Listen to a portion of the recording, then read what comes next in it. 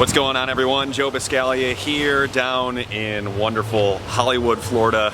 Just to the beach to my left, some palm trees to my right. It's just an absolutely gorgeous scene, but it's all business for the Bills as they come down here to take on the Miami Dolphins, seeking their 5th straight victory, and they have a very, very good opportunity to get that 5th straight victory, even without a few key components to their roster. And first and foremost, you have to look at LeSean McCoy, the running back who we chronicled his practice habits throughout the week, had to leave early on Wednesday with a hamstring injury, didn't practice Thursday, got back on the field to test it out on Friday, although looked pretty gingerly when he was doing it. Now the Bills call him a game time decision and say that they'll decide on Sunday when they get him on the field. He is, in fact, traveling. The Bills tweeted that out earlier on Saturday, but my big question is, will it matter to what the Bills are trying to do against the Dolphins? The Bills have the top-ranked rushing team.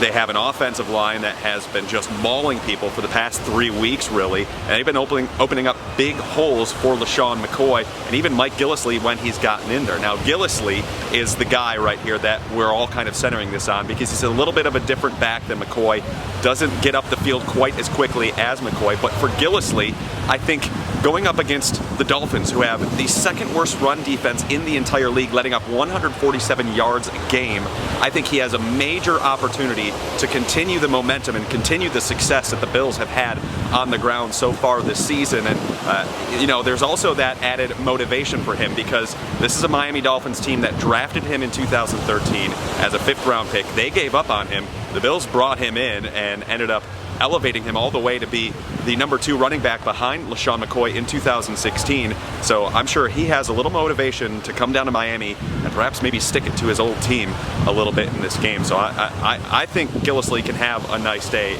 in this game. I think the one matchup the Bills really have to keep an eye out for is going to be Jarvis Landry up against Robbie Coleman. You know, Robbie Coleman has had a very good season so far, has had a big impact the last 2 weeks, but when you look at what the Miami Dolphins do through the air, Ryan Tannehill trusts Jarvis Landry, their slot receiver, implicitly. So to me, I think it's going to be very important for Robbie Coleman.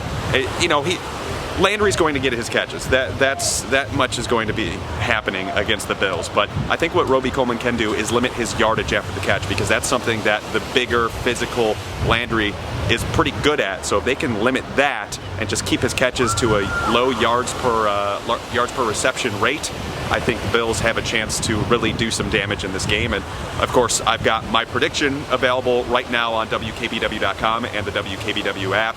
In addition to a few other things, you know, Shaq Lawson being on the field, Robert Woods, and he might not be able to play, which means that perhaps Justin Hunter gets elevated to the starting lineup. So we've got all that and more right now on the WKBW app, and of course, WKBW.com. But for now, from Miami, I think I'm going to go to the beach. So I'll talk to you guys later. Talk to you from Hard Rock Stadium in Miami tomorrow for the game. See you guys.